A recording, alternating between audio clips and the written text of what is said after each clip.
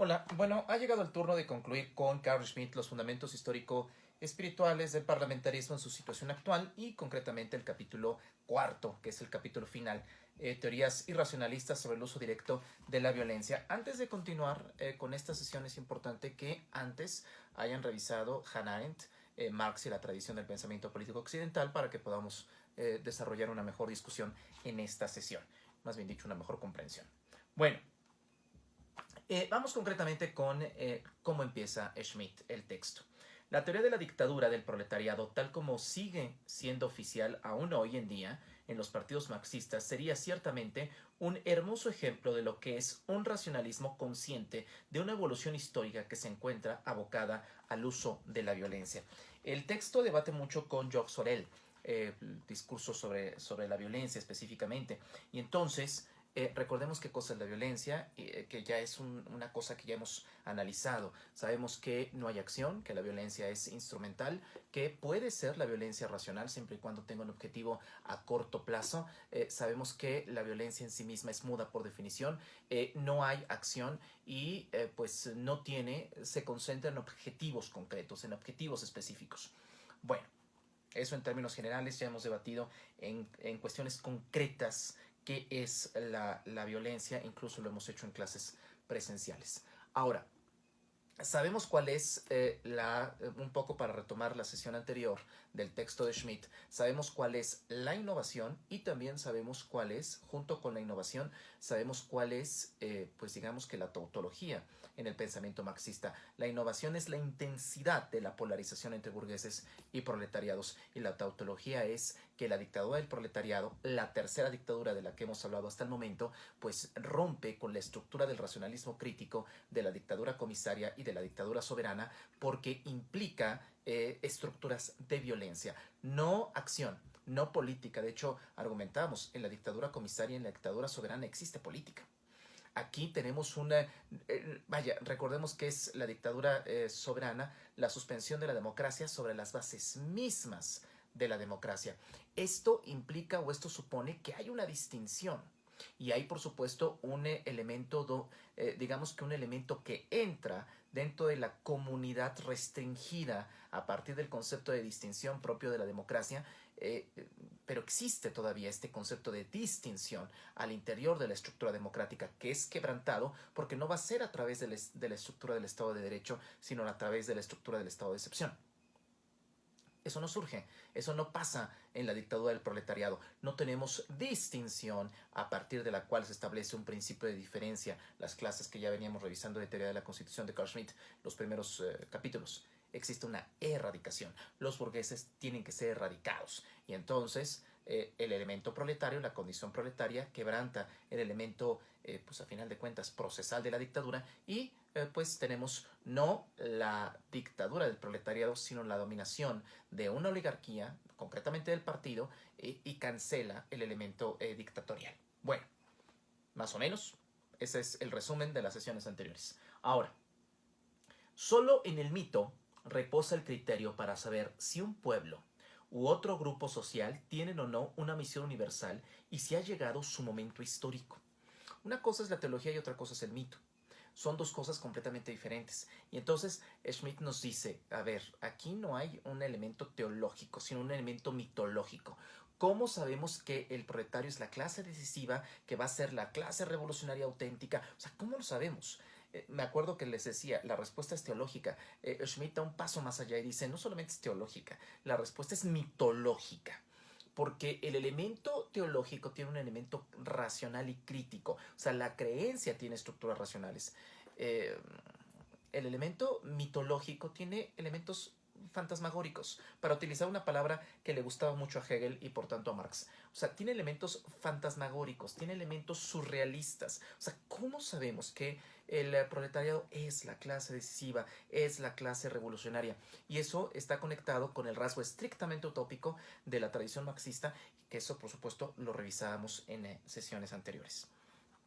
A propósito de George Sorel, dice, Sorel trata de demostrar que únicamente las masas socialistas del proletariado industrial tienen todavía un mito en el que creen, la huelga general, o sea, aquella huelga que desarticula, aquella huelga, a ver, Esto, por supuesto, lo vamos a revisar con mayor detenimiento en las próximas lecturas, pero es interesante la huelga y esta, por supuesto, la Constitución de 1917 es una constitución precursora de esta tradición. La huelga no es otra cosa más que tener el control, más bien dicho, convertir las fuerzas productivas en un control de los poderes institucionales. Y entonces la huelga general es justamente el mito destructor, el mito a partir del cual la clase trabajadora, los proletarios van a subvertir el orden capitalista, el orden burgués, y entonces poder iniciar a través de del paro de la productividad, poder iniciar el sabotaje y por tanto poder iniciar el derrumbamiento de un orden económico. Recordemos lo que dice el manifiesto, su base es especialmente económica, la del comunismo, y su camino es la revolución. La idea de que esta huelga general en verdad claudicará en contra de los elementos clásicos del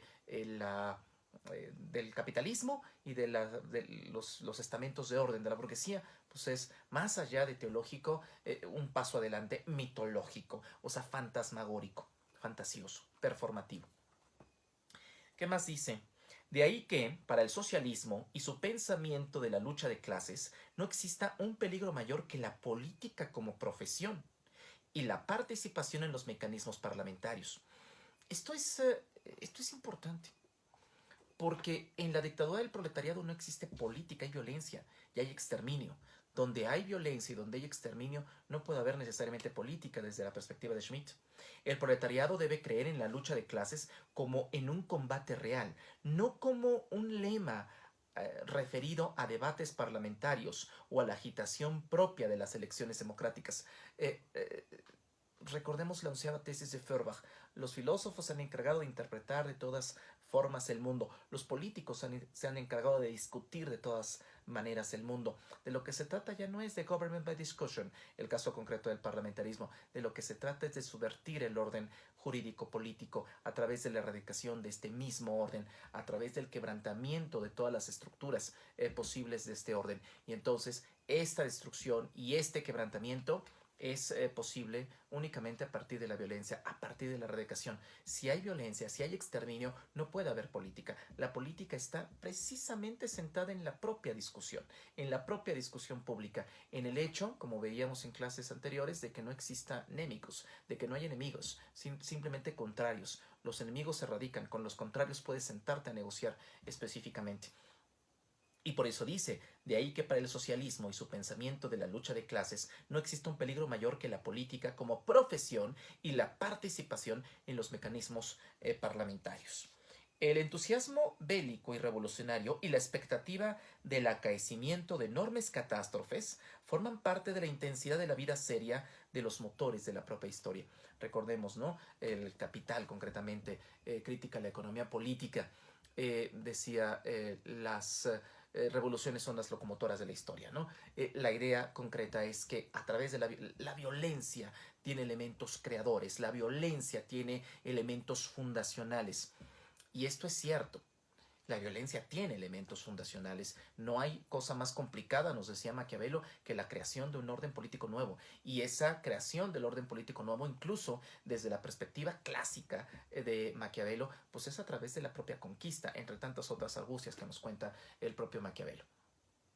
Pero aquí no es una violencia que no es el ciclo continuo de una violencia que se instaura para traer de nueva cuenta a la política. Y entonces la política tiene que ser salvada por la propia violencia cuando la acción y cuando la discusión no sea posible, que es el ciclo continuo entre política y violencia. No es el caso. O sea, no está Marx aquí no está sentado en la tradición. Aquí es una erradicación. Y no es lo mismo la negociación, firmar un tratado, etcétera, etcétera. En muy buena medida Marx anticipa una guerra total de carácter ideológica porque no hay manera de establecer acuerdos, negociaciones con la burguesía. La burguesía tiene que ser erradicada y si tiene que ser erradicada no hay manera de que vuelva a traer de nueva cuenta la propia política y la propia negociación. Entonces aquí las perspectivas que tiene Schmitt pues son muy correctas. Es curioso lo que estamos viendo, esta idea de las revoluciones son las locomotoras de la historia, porque dice, el entusiasmo bélico y revolucionario y la expectativa del acaecimiento de enormes catástrofes formarían parte de la intensidad de la vida y serían los motores de la propia historia. Es curioso, Marx está en una contradicción con la propia tradición, porque si es heredero de la propia tradición, heredero del racionalismo crítico, está más cercano a la tradición de lo que nosotros podríamos estar, pero también hay una ruptura completa con ella. ¿Dónde está la ruptura que tiene Marx con respecto a la tradición? Esta idea, ¿no?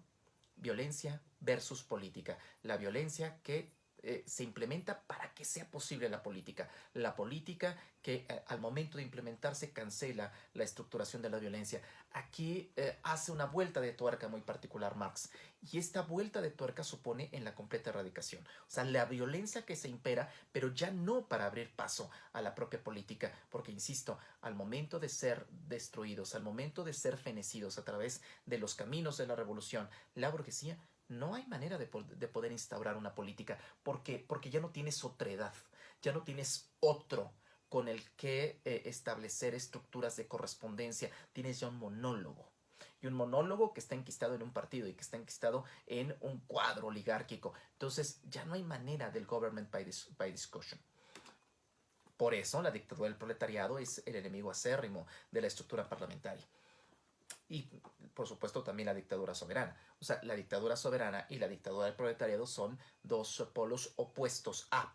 Si ustedes se están dando cuenta, recordemos a los contractualistas Hobbes, Locke, Rousseau, el estado de naturaleza que era lo que no, a lo que nos llevaba el estado de naturaleza, a la guerra.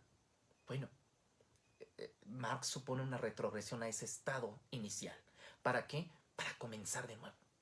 Y eso es lo estrictamente revolucionario en Marx. Recordemos que revolución quiere decir restauración en su sentido antiguo. Reestructuración. Entonces, eso es lo auténticamente revolucionario de Marx. Que Marx quiere regresar a la hora cero. Marx quiere regresar a través de la propia revolución a la hora cero de la teoría contractualista. Y otra vez, en el hegelianismo lleva a la penitencia.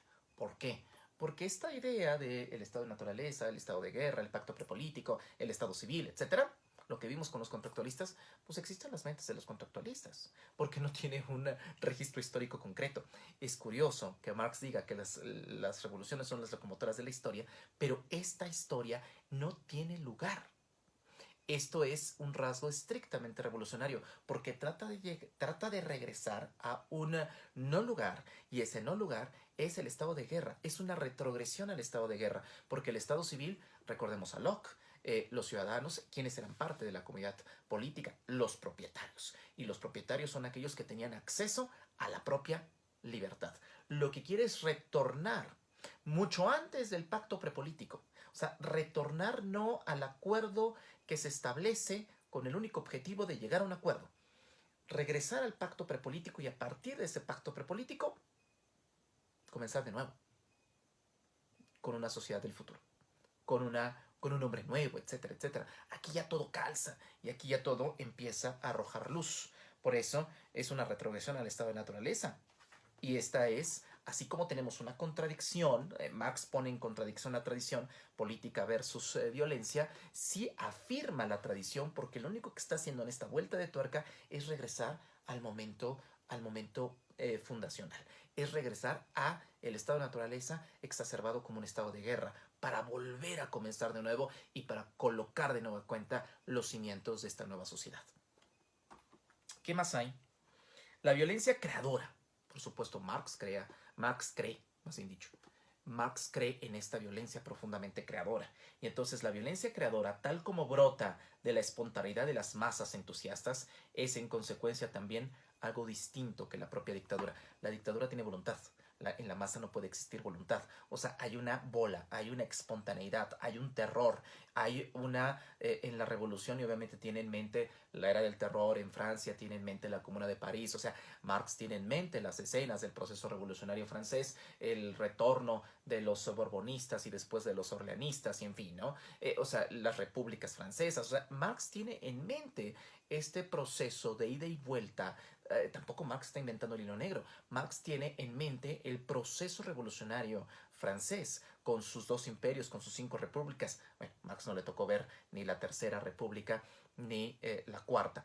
O sea, pero sí tiene esta idea de tenemos la monarquía, tenemos la república, después tenemos un imperio, después tenemos, en fin, ¿no? Tenemos el retorno, la restauración. O sea, sí tiene estos vaivenes Marx, y entonces pues, le parece perfectamente posible esta retrogresión al momento inicial, porque lo que está viendo en el proceso revolucionario francés son una serie de retrogresiones, de continuidades y de rupturas. Habrá que revisar un poco la historia del proceso francés y pues nos daremos cuenta muy bien.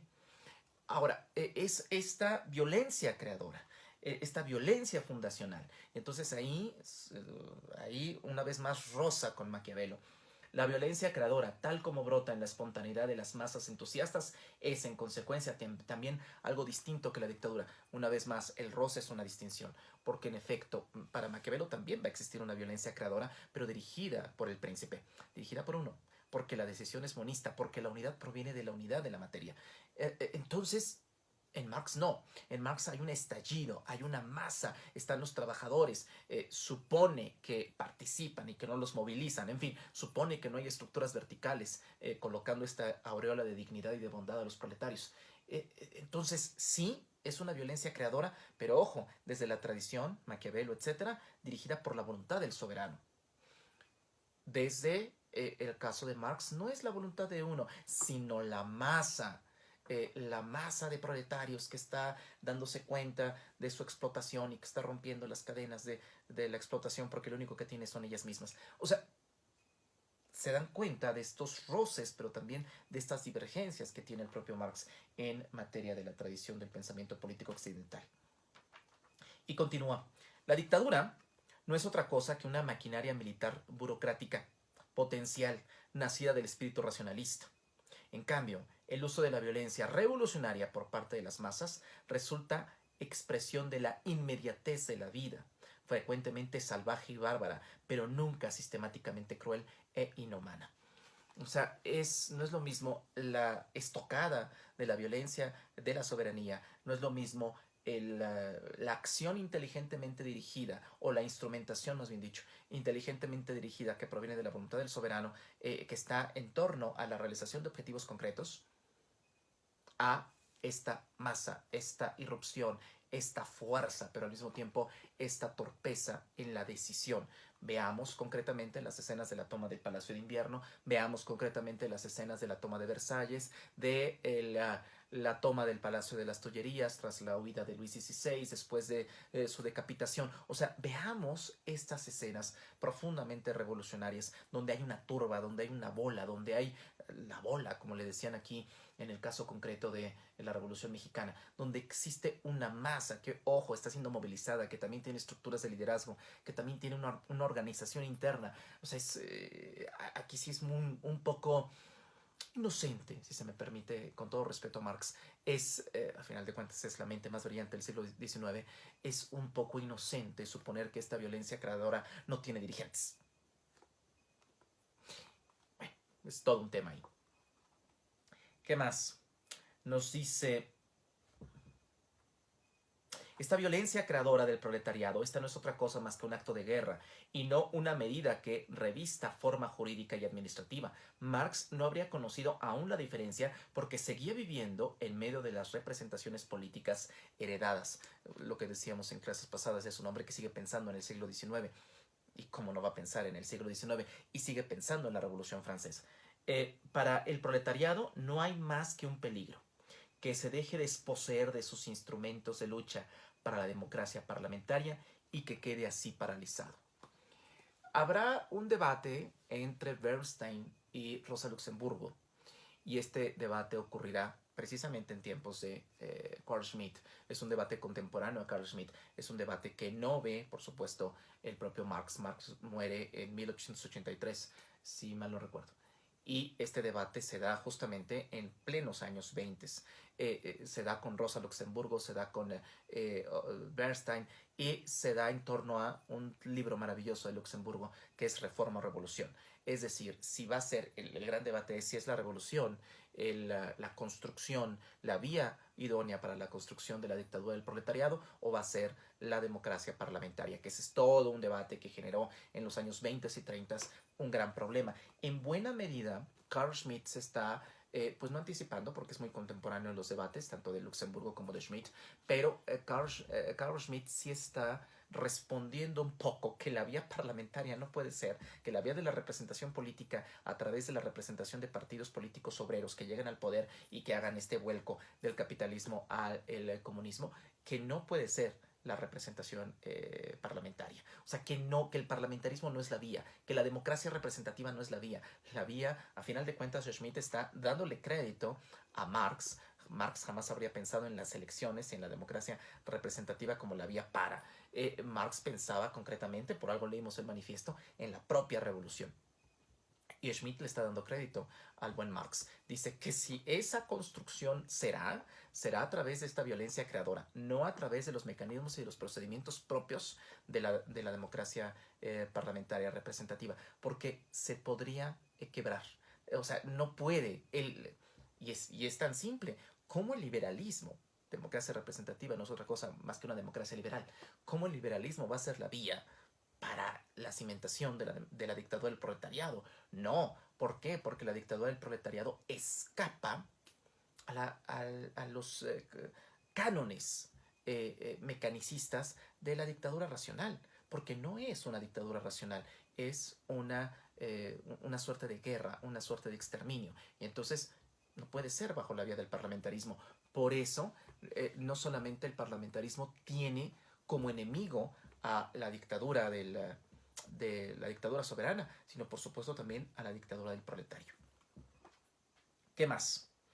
Dice, por eso, aquí Schmitt argumenta, de ahí que para el proletariado no haya más que un peligro, que se deje desposeer de sus instrumentos de lucha por la democracia parlamentaria y que quede así paralizado, que se deje desposeer de la hoz y del martillo, que se deje desposeer de sus instrumentos, que se deje desposeer de su conciencia de clase.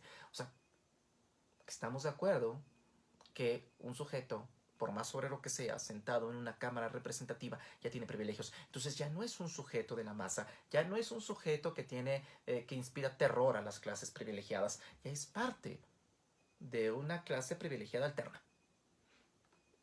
La idea de Schmitt pues es darle crédito por completo a Marx y es de alguna manera poner un punto final a este debate ocioso de que si es la vía democrática, que a final de cuentas es la vía liberal, la construcción de la dictadura del proletariado. Obviamente no es el caso. Y cierra, dice, el triunfador ha sido hasta hoy mismo el mito nacional. O sea, esta idea del proletario, esta idea de la clase subvertiva, esta idea de la revolución auténtica que trata de subvertir el orden económico y el status quo. O sea, eso dice Schmitt, más allá de teología, creencia, toda creencia tiene elementos racionales, más allá de teología, eso es mitología. Y entonces el pensamiento marxista, de acuerdo a la visión que tiene Schmitt, por supuesto esto va a ser muy debatible por Althusser y por muchos más, el pensamiento marxista está anclado en mitologías. Y esa es una de ellas, es la más evidente quizá, es justamente esta, ¿no? ¿Quién nos dijo que el proletario? De hecho, ya lo venía argumentando Schmitt desde el capítulo pasado. O sea, ¿quién nos dijo que el proletario es la clase decisiva? Es la clase que va a subvertir este orden. O sea, ¿quién nos asegura? ¿Bajo qué supuesto? Ni siquiera bajo estructuras de creencias. Es una auténtica mitología. ¿Por qué? Porque quizá el camino para llegar a esa conclusión fue un racionalismo crítico. Pero cuando ese proletario en verdad llegó al poder, y ojo, las ideas de Marx gobernaron en cierta medida de manera directa o indirecta, más indirecta que directa, una tercera parte del mundo conocido, hace 70 años. Y entonces, cuando esa clase llegó al poder, obviamente se diluyó el racionalismo que quedaba de Hegel y de los propios textos de Marx, Lenin, Stalin, incluyendo Trotsky, que Trotsky tiene posiciones mucho más críticas, pero bueno, Lenin y Stalin elevaron lo que quedaba, las migajas que quedaba de ese racionalismo y lo convirtieron en un auténtico mito, un mito nacional. Cierra Schmitt. Nuestro mito es la nación, la gran nación que nosotros queremos convertir en una realidad concreta. Recordemos las internacionales socialistas, ¿no? Esta idea de que el proletario no tiene patria, esta idea de que el proletario es una clase mundial, esta idea de que proletarios de todos los pueblos unidos. Esto es mitología. Más allá de teología, mitología. Porque no hay elementos como tal operativos, racionales, sino una fantasía. La teoría del mito es el síntoma más contundente de que el racionalismo relativo del pensamiento parlamentario ha perdido la evidencia que tenía. Recordemos la motivación de la Ilustración, o sea, hacer que el Parlamento tuviera las discusiones a partir de la parte más asusada de la población, que llegara al sistema representativo y entonces toda una proeza científica, toda una metodología de carácter científico para que las leyes sean perfectibles y se den las mejores discusiones por parte de los mejores miembros de la sociedad, que es el cuerpo representativo. O sea, esto a final de cuentas supone discusión. Esto a final de cuentas supone elementos científicos. Esto a final de cuentas, o sea, supone muchas cosas. Aquí el mito es, o sea, la teoría del mito es el síntoma más contundente de que el racionalismo relativo del pensamiento parlamentario ha perdido la evidencia que tenía. Una nueva autoridad, un nuevo sentimiento de orden, disciplina y jerarquía. El peligro teórico de tales irracionalidades es verdaderamente grande. Para la teología política se trata de un politeísmo. Como todo mito es politeísta, pero esta fuerte tendencia del presente no puede ser ignorada. ¿Acaso quizá un optimismo parlamentario espera revitalizar también este movimiento y, como en la Italia fascista, aguarde, apechando, esperando, mientras tanto, la recuperación del debate? ¿Y acaso aspira incluso someter a discusión la propia discusión, probando que se discuta? Pero en esta discusión reanudada, el optimismo parlamentario no debería darse por contento, repitiendo y haciendo valer otra vez, una vez más, únicamente su réplica. Parlamentarismo o qué otra cosa si no, como si de momento no hubiera ninguna alternativa. Esta no sería más que una argumentación desvalida, incapaz de hacer renacer una época de discusión. Ojalá y la discusión se ponga a discusión. ¿Se acuerdan del pacto prepolítico? La reunión que ya en sí misma es un acuerdo. ¿Cuáles son los términos del acuerdo? No lo sabemos, pero de lo que se trataba era de llegar a un acuerdo. Y entonces eso es un pacto prepolítico. Lo mismo, retomar la discusión, discutir la discusión misma, pero no desde antagonismos, no suponiendo que el parlamentarismo y por tanto la democracia liberal es la única opción posible, sino precisamente tomar en cuenta que la dictadura del proletariado está hablando de 1926, eso se acabó con la caída del muro de Berlín, tomando en cuenta que la dictadura del proletariado está, tomando en cuenta que está la monarquía, todavía los resquicios que quedan de la monarquía, tomando en cuenta que está el parlamentarismo y tomando en cuenta que también pueden surgir otras formas de dominación y otras formas de gobierno. Y en efecto, esas otras formas de dominación surgieron 40, 50 años después de que Schmitt escribiera este texto. Y me refiero concretamente a los populismos, me refiero concretamente a la revitalización de las autocracias, me refiero concretamente a la erosión democrática desde las bases democráticas, incluyendo, ojo, a partir de los años 30, regímenes como los totalitarismos. O sea, claro, Schmitt tiene razón. Discutir la discusión misma, pero no suponiendo que el parlamentarismo es la única opción, sino tomando en cuenta que hay otras alternativas en ese panorama. Y bueno, hasta aquí el texto brillante, complicado, pero bueno, después de todo lo que hemos visto no creo que tanto.